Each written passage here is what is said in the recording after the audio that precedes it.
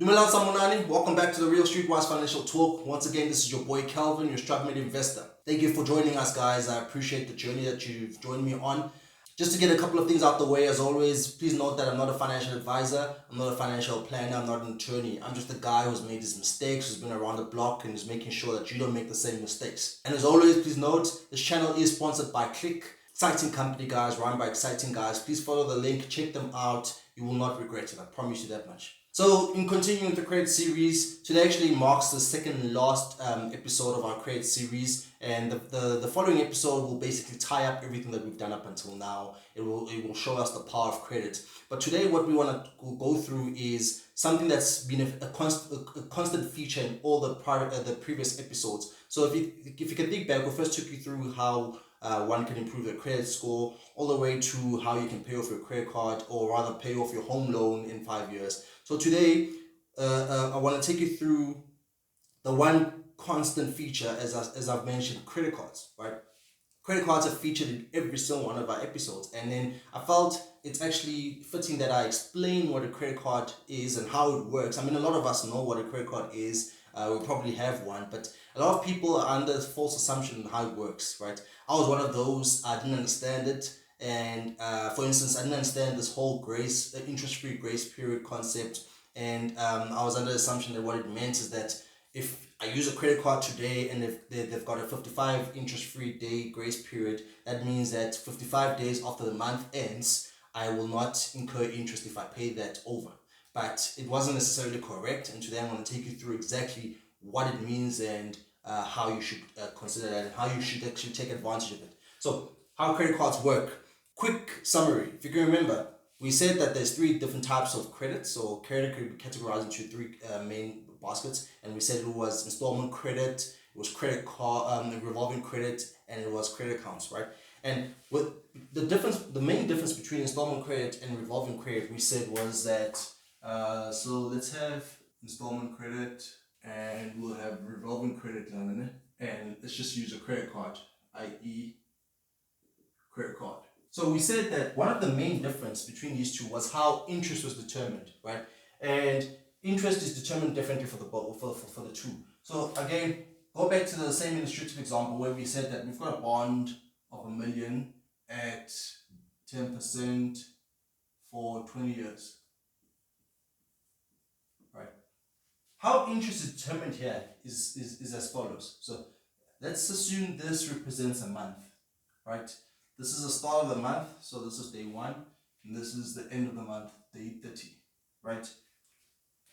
Because all the variables to your home loan are known up front, they know that they've given you $1 million, they know that the interest is 10%, they know that it's for 20 years, so most likely going to pay it over 20 years. So they can determine the installment up front, they can determine the interest that you're going to be that's going to accrue in your account up front, right? As a result, interest is then determined as follows. They'll say, we've given you $1 million at 10%, and we'll divide that by 12 months. So this is months. And this represents the interest you'll pay for the first month. So let's assume it's $8,500, right? So this is the interest that you'll pay as part of the first month's installment, right? And every month is going to be the same. Every single month they're going to say the balance at the start of the month. So this is the balance at the start of the month, not at the end, right? So balance at the start of the month times the interest divided by 12, because there's 12 months in the year. You're going to be paying that every single month. And that amount is determined here. So it's calculated here at this point, but you only pay it here. So important to note, they determine the calculation of your interest at the start of the month, but they only bill you or only pay it at the end of the month. That's why your bond installment goes off at the end of the month, not at the beginning of the month, if you can actually think about that, right?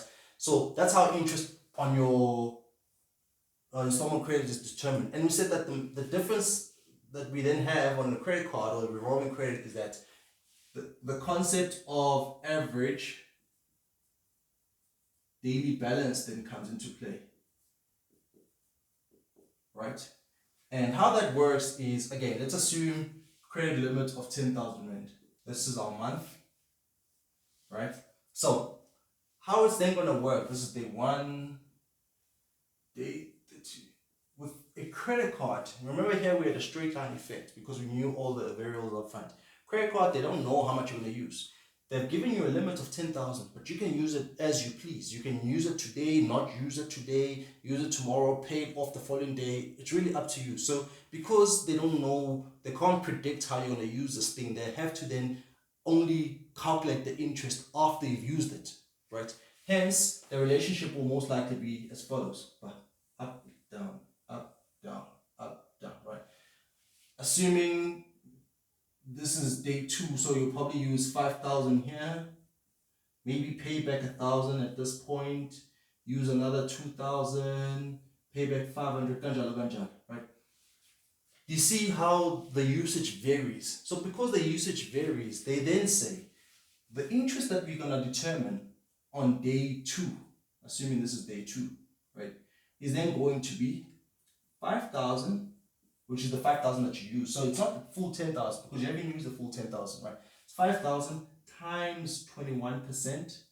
This is the assumed interest that you're charging your credit card. Then they're going to say divide that by 365. This represents the number of days in the year, right? Hence, I say it's a daily balance. They calculate it on daily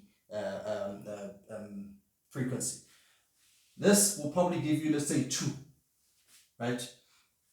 On day 3, because now you've paid back 1,000, they're going to say 500, or 5,000 rather, minus 1,000,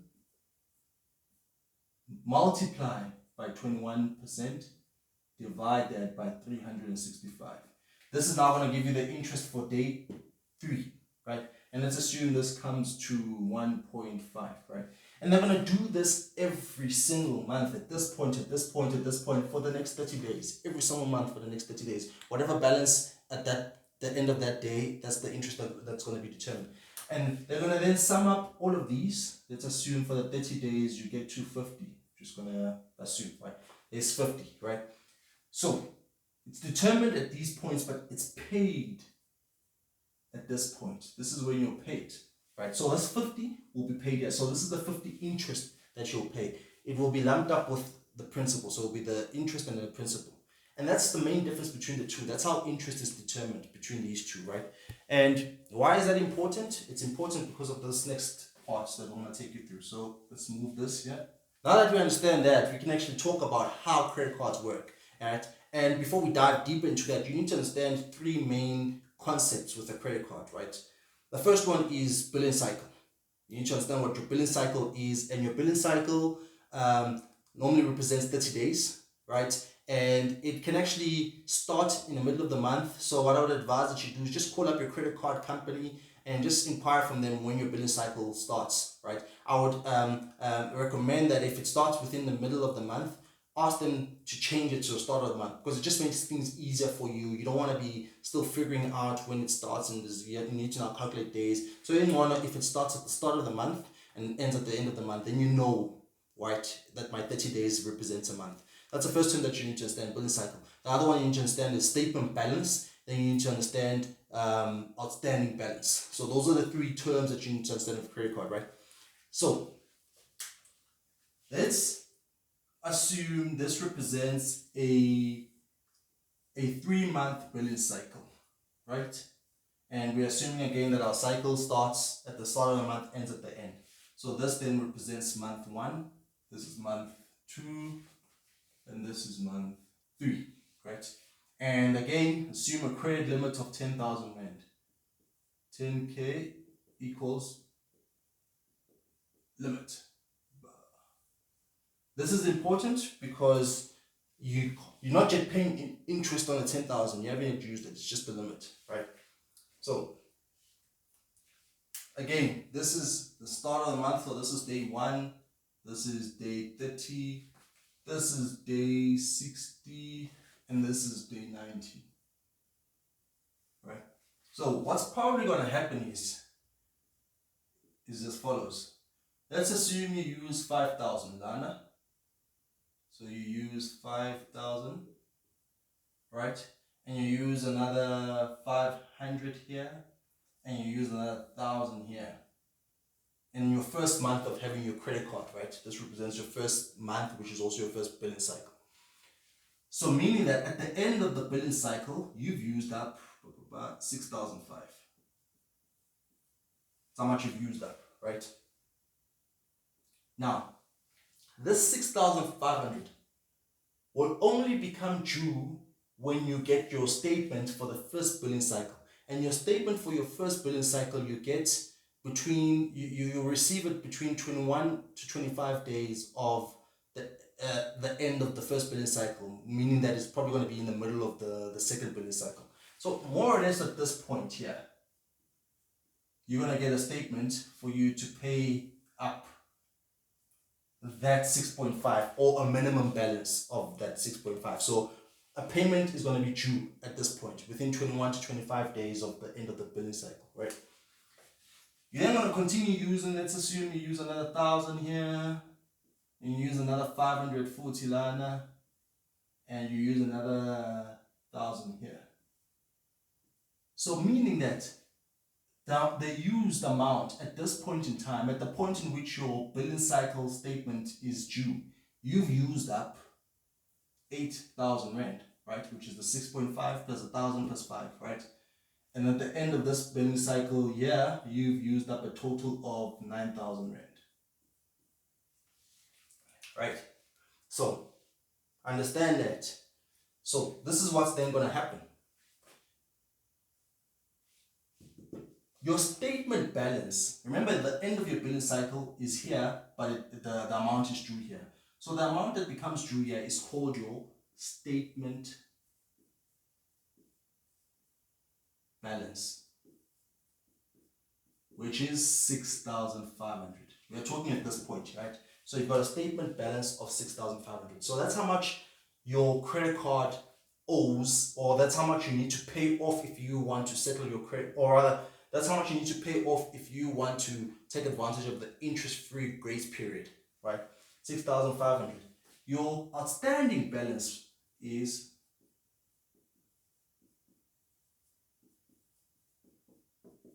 8,000 rand, right? Standing balance is 8,000 rand. So it's important to understand the difference between the two. Remember I said there's a statement balance and there's an outstanding balance. So if you want to take advantage of that interest-free grace period, remember I said credit cards companies differ. So some have a 45-day interest-free period, some have a 55-day interest-free period. So you just need to understand what your credit card, how your credit card works. Just give them a call or read your statement, and it'll actually give you that. But what I want to help you understand is how this actually is applied, this interest-free day period. So if at this point on your statement balance, right, since you owe 6,500, if you pay, so of the 6,500, so let's say statement balance equals 6,500. If you pay the entire 6,500, so let's say pay, meaning that out of the balance that was sent to you, the statement balance that was sent to you, you owe nothing. You've carried nothing forward. Then you would have been lucky to take advantage of your interest-free period, because now you've paid your statement balance on, or you've paid the entire statement balance on the date in which it became due. So note, you don't have to pay the entire 8,000 for you to take advantage of the interest-free period. You just need to pay whatever the statement balance is at that point in time. Right? So if you make that payment, you will never be charged interest a day in your life.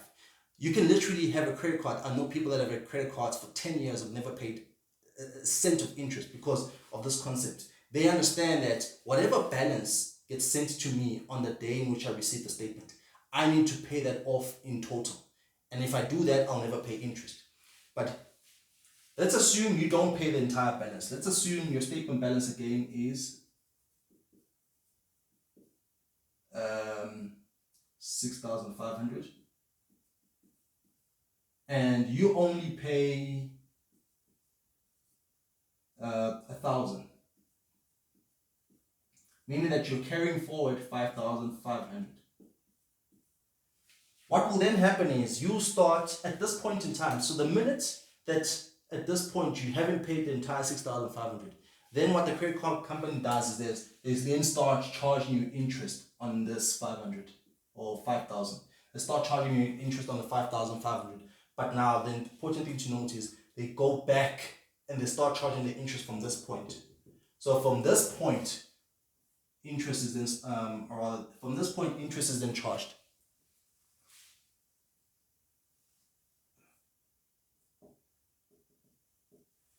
If you carry forward a balance, right?